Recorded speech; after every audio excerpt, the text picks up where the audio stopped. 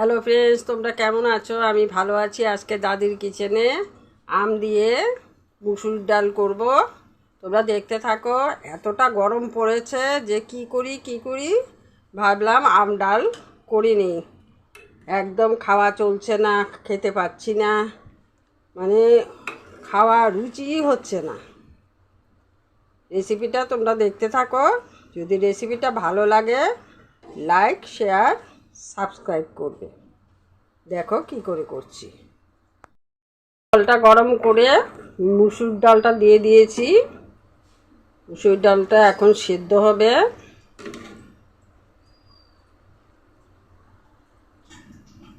ভালো করে সেদ্ধ করে নেব।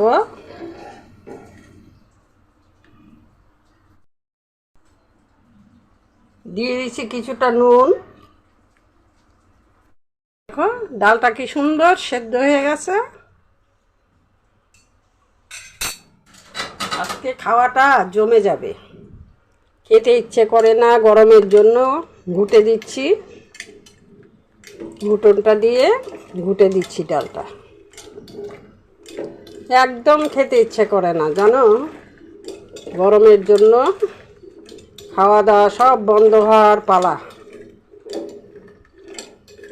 কিছু দিয়ে ভালো লাগে না। আজকে ভেবে দেখলাম যে আম ডালটা করি, সবাই একটু ভালো খেতে পারবে। ঘুটুনটা দিয়ে ঘুটি দিয়েছি।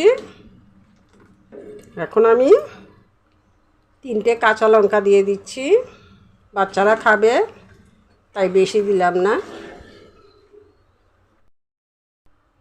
দিয়ে দিচ্ছি হলুদ গুঁড়ো অল্প করে।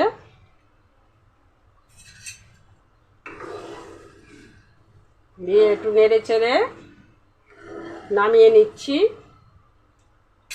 নামিয়ে ফোড়ন দিয়ে আম দেব, ফোড়ন দেব।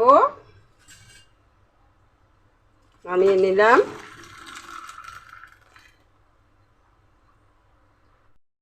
কিছুটা কাঁচা আম নিয়েছি,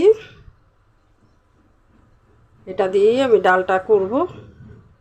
টেস্টি টেস্টি ডাল। কড়াতে তেল দিয়ে দিচ্ছি। শুকনো লঙ্কা আর 5 ফোড়ন দিয়ে দিচ্ছি।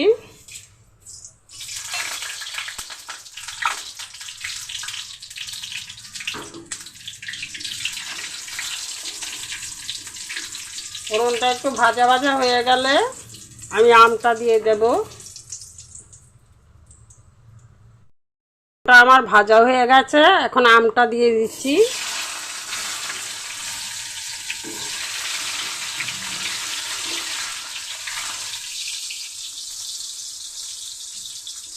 দিয়ে দিচ্ছি অল্প করে হলুদ গুঁড়ো, অল্প করে নুন। আমি তাই ডালের মধ্যে একটু নুনটা কম করে দিয়েছিলাম। আমটা আমার সাতলানো হয়ে গেছে, এখন আমি ডালটা দিয়ে দিচ্ছি।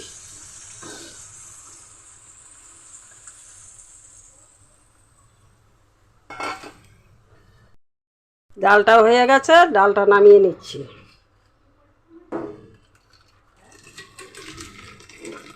ডালটা আমার হয়ে গেল, দেখো কি সুন্দর হয়েছে।